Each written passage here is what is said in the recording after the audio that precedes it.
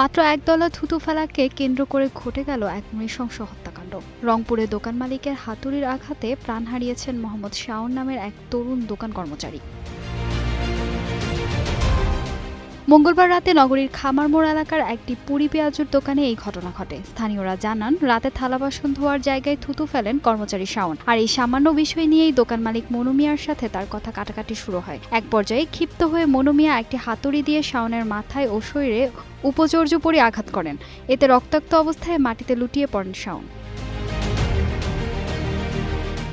গুরুতর আহত অবস্থায় স্থানীয়রা শাওনকে উদ্ধার করে রংপুর মেডিকেল কলেজ হাসপাতালে নেওয়ার চেষ্টা করলে পথেই তার মৃত্যু হয়। ঘটনার পরপরই বিক্ষুব্ধ জনতা ঘাতক দোকান মালিক মনু মিয়াকে আটকে রেখে পুলিশের সোপর্দ করে। বর্তমানে তাকে ডিবি কার্যালয়ে জিজ্ঞাসাবাদ করা হচ্ছে।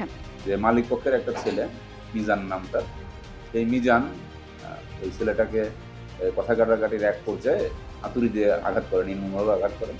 মাথার পিছনে 2 থেকে 3টা আঘাত করার তথ্য আমরা পেয়েছি এবং ছেলেটা তাৎক্ষণিকভাবে সেখানে পড়ে যায়। পড়ে যাওয়ার পরে রক্তপাত হতে থাকে এবং সম্ভবত হাসপাতালে নেওয়ার পথেই সে মারা গেছে। আর একটা বিষয় যে ভিকটিমের যে পরিবার, তারা এখনো আমাদের সাথে যোগাযোগ করেনি। এলে তা আমরা আইনগত ব্যবস্থা নেব। তুচ্ছ ঘটনাকে কেন্দ্র করে এমন নির্মম হত্যাকাণ্ডে খামারমোড় এলাকায় নেমে এসেছে শোকের ছায়া। দৃষ্টান্তমূলক শাস্তির দাবি জানিয়েছেন নিহতের পরিবার ও স্থানীয় বাসিন্দারা।